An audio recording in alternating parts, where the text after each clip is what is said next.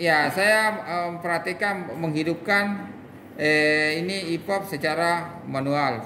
Jadi ini didorong, ini slide-nya didorong ke on position, ini on position, ini on position. Saya dorong sampai menyala tuh begitu dia on. Ya, saya kasih kembali ready toh. Standby atau ready toh. Iya. Sedangkan kalau mau tes, nggak perlu dibuka ini kan ini tersegel. Ya, pakai saja alat pulpen. Ya, pulpen ini ada lubangnya.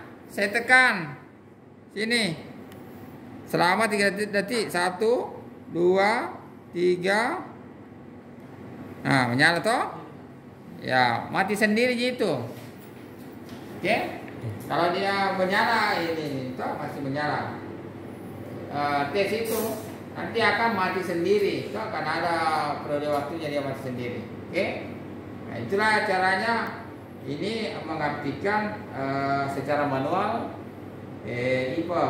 Sedangkan EPUB ini kalau kapal tenggelam ada anunya sini, automatic activated. Ya. Ini begitu tersentuh air maka dia aktif sendiri. Begitu dia diangkat dari air kemudian dikeringkan maka dia akan mati sendiri. Ya,